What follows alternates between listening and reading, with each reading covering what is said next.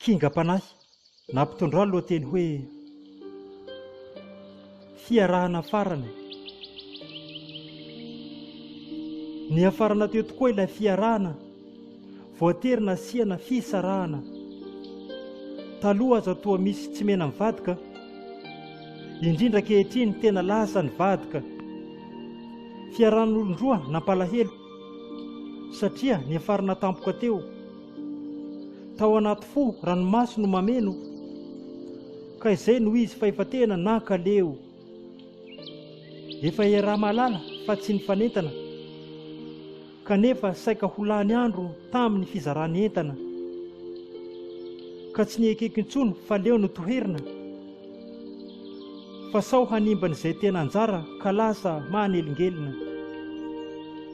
Iny sisa no niarahana, ka dia teo tokoa farany ny fankahitana.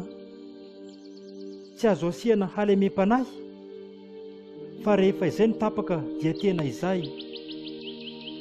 Mahitany tadiavina ianao, amin'ny anjarany tokony sahaza anao.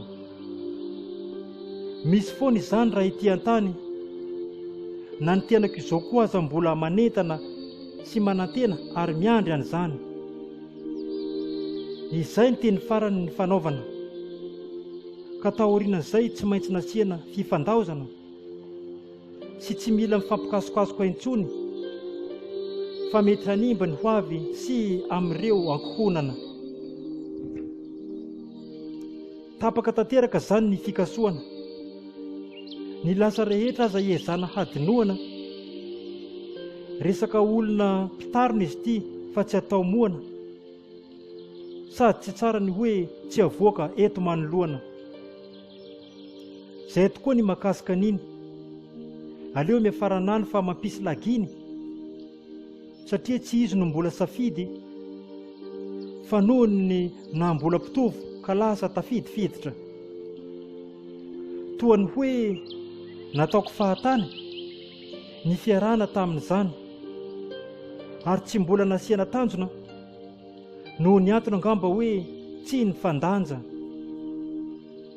Veloma ianao ka aza mifanometsiny, hatramin'ny farany re fa efa maro ny vitantsika iny.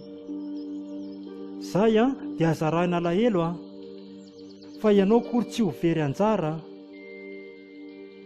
Mitovy tokotany maloto ny diovina izy ity, tsy marokoroko intsony fa efa malama tsara ery, ary toy ireo rivotra madio iainana, tsy mahasemposempotra fa mampadio sy ny fomba fisainana.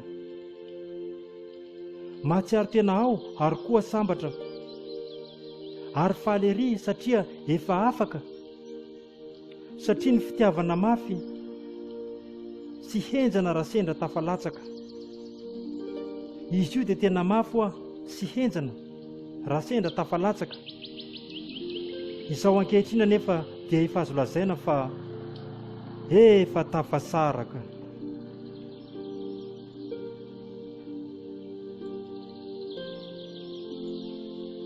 Mpanoratra Patrick, na hoe Kinga.